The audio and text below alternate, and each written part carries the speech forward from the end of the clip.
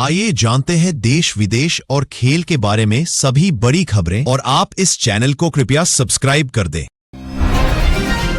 हेमंत सोरेन का दावोस और ऑक्सफोर्ड दौरा। झारखंड के मुख्यमंत्री हेमंत सोरेन जनवरी 2026 में स्विट्जरलैंड के दावोस में विश्व आर्थिक मंच WEF की बैठक में हिस्सा लेंगे। इसके बाद वे ऑक्सफोर्ड यूनिवर्सिटी UK में शैक्षणिक संस्थानों और निवेशकों से संवाद करेंगे। इस दौरे का मुख्य उद्देश्य झारखंड में विदेशी निवेश, औद्योगिक विकास, शिक्षा और स्किल डेवलपमेंट को बढ़ावा देना है। सरकार का कहना है कि इससे राज्य को वैश्विक पहचान मिलेगी और रोजगार के नए अवसर पैदा होंगे।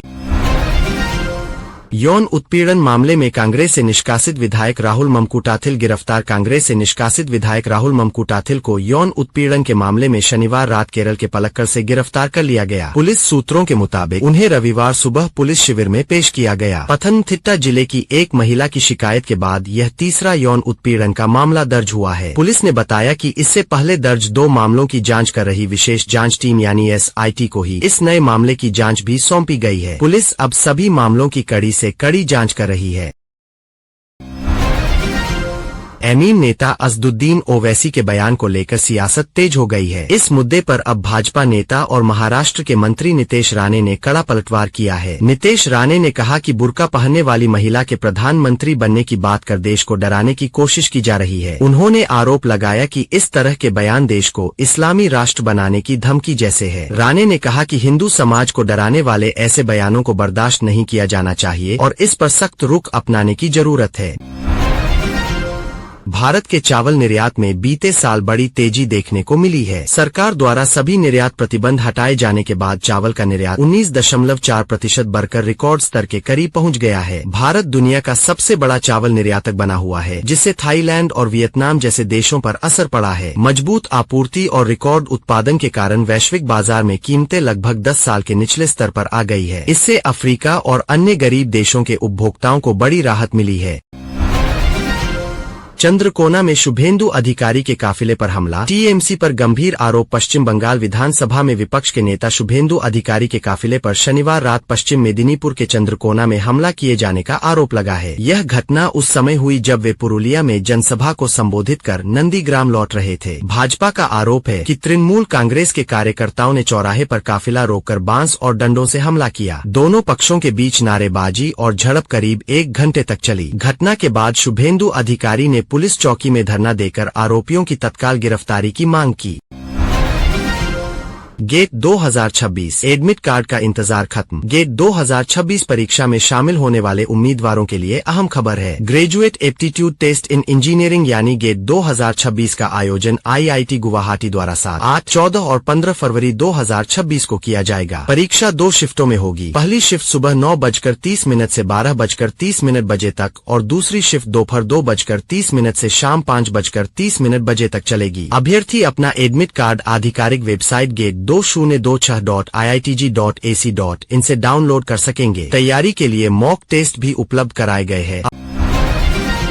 अबुआ दिशोम बजट पोर्टल और ऐप लॉन्च। हेमंत सोरेन ने अबुआ दिशोम बजट पोर्टल और मोबाइल ऐप लॉन्च किया है। इसका उद्देश्य बजट निर्माण प्रक्रिया में आम जनता की भागीदारी बढ़ाना है। अब राज्य के लोग ऑनलाइन सुझाव दे सकते हैं कि बजट में किन क्षेत्रों को प्राथमिकता दी जाए। मुख्यमंत्री ने कहा कि यह पहल पारदर्शी और जनभागीदारी आधारित शासन की दिशा में बड़ा कदम है, जिससे विकास योजनाएं जनता की जरूरतों के अनुसार बन सकेंगी।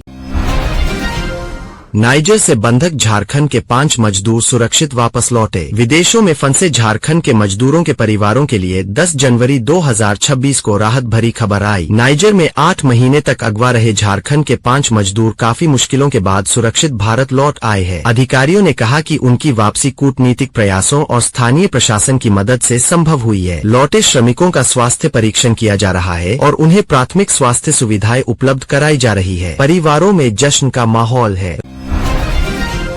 राज्य में हेल्थ केयर बड़ा बदलाव। किडनी प्रत्यारोपण सेवाओं को मंजूरी। झारखंड सरकार ने 10 जनवरी 2026 को एक बड़ा स्वास्थ्य फैसला लिया है। अब राज्य के अस्पतालों में किडनी प्रत्यारोपण किडनी ट्रांसप्लांट की सेवाएं स्थानीय स्तर पर उपलब्ध कराई जाएंगी। इससे पहले मरीजों को ये गंभीर ऑपरेशन कराने के लिए बाहर जाना पड़ता था, जो परिवारों के लिए खर्चीला और कठिन था। स्वास्थ्य विभाग के अनुसार इससे मरीजों का आर्थिक बोझ कम होगा और जन्मस्थल पर उपचार मिल सकेगा। स्वास्थ्य इंफ्रास्ट्रक्चर को और मजबूत बनाने का यह एक बड़ा कदम है। शनिवार को मुख्यमंत्री हेमंत सोरेन की अध्यक्षता में झारखंड कैबिनेट की महत्वपूर्ण बैठक हुई, जिसमें कुल 30 प्रस्तावों को मंजूरी दी गई। बैठक में पलामू जिले में रेलवे ओवर ब्रिज के निर्माण के लिए 101 करोड़ रुपए की स्वीकृति दी गई। इसके साथ ही बोकारो के जैना मोड़, तिलका माझी चौक से फुसरोपा, निर्मल महतो चौक तक सड़क निर्माण के लिए 157.89 करोड़ रुपए मंजूर किए गए। गोड्डा के सैदापुर बियर योजना के लिए भी राशि स्वीकृत हुई। वहीं झारखंड विधानसभा का बजट सत्र 18 फरवरी से 19 मार्च तक चलेगा और झारखंड विधि आयोग के कार्यकाल को बढ़ाने का भी फैसला लिया गया।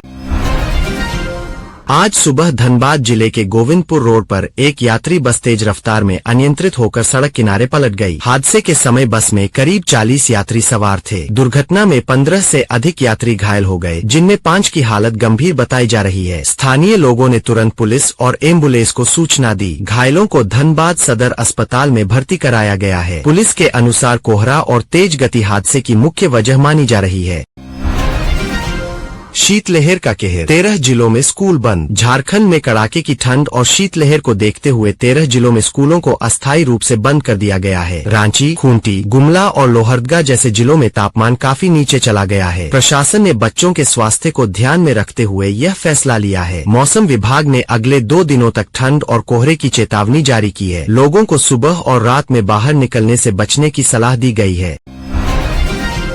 मुख्यमंत्री हेमंत सोरेन ने कहा है कि झारखंड में अगले 5 वर्षों में 20 नए मेडिकल कॉलेज खोले जाएंगे, जिससे कुल संख्या बढ़कर 30 हो जाएगी। शुक्रवार को नेताजी सुभाष मेडिकल कॉलेज के उद्घाटन समारोह में उन्होंने कहा कि राज्य की स्वास्थ्य आधारभूत संरचना को मजबूत करना सरकार की प्राथमिकता है। सीएम ने इसे एक बड़ी चुनौती बताते हुए कहा कि चुनौतियों के साथ आगे बढ़ना होगा। उन्होंने बताया कि राज्य में 200 से अधिक नर्सिंग कॉलेज है, जिन्हें और बढ़ाने की जरूरत है। साथ ही देश के विभिन्न हिस्सों से डॉक्टरों का झारखंड आना एक सकारात्मक संकेत है।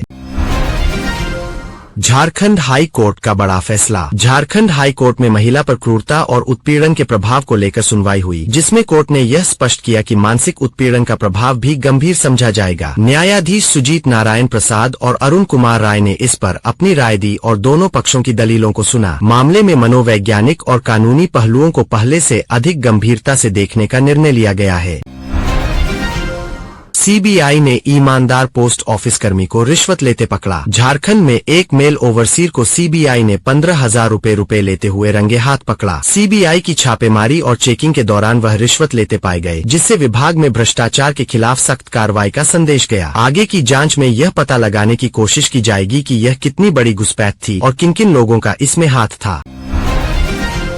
नगर निकाय चुनाव पर स का असर नहीं। झारखंड में नगर निकाय चुनाव की अधिसूचना जनवरी माह में जारी होगी और मतदान फरवरी अंत या मार्च में एक चरण में होना तय है। विशेष मतदाता पुनरीक्षण स को लेकर यह स्पष्ट कर दिया गया कि पुराने मतदाता सूची से चुनाव कराए जाएंगे, इसलिए स का चुनाव पर कोई असर नहीं पड़ेगा। चुनाव आयोग और प्रशासन ने इसके लिए तैयारियां तेज कर दी है।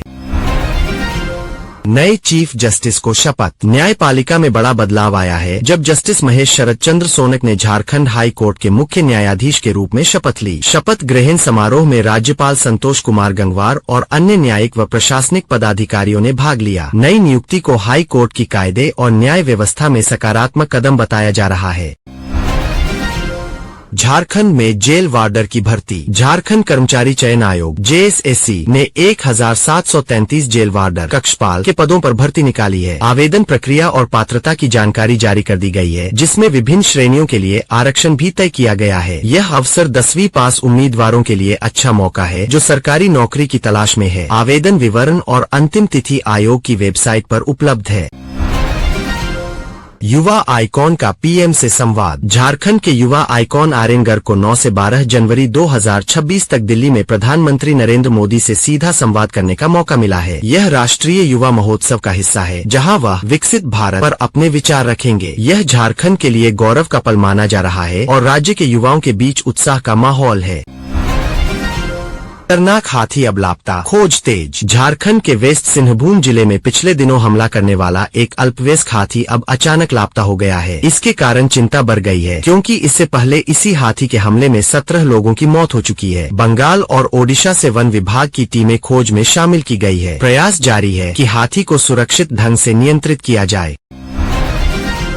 मतदाता सूची संशोधन से पहले BLA का प्रशिक्षण। आगामी विशेष मतदाता सूची पुनरीक्षण से पहले झारखंड में बूथ लेवल एजेंट्स BLA का प्रशिक्षण कार्यक्रम तय किया गया है। यह प्रशिक्षण 28 जनवरी से 6 फरवरी 2026 तक चलेगा। चुनाव आयोग का कहना है कि इससे मतदाता सूची को अधिक सटीक और पारदर्शी बनाया जा सकेगा। प्रशिक्षण के दौरान तकनीकी और कानूनी पहलुओं पर विशेष जोर दिया जाएगा। यह कदम आगामी चुनावों की तैयारी का अहम हिस्सा माना जा रहा है।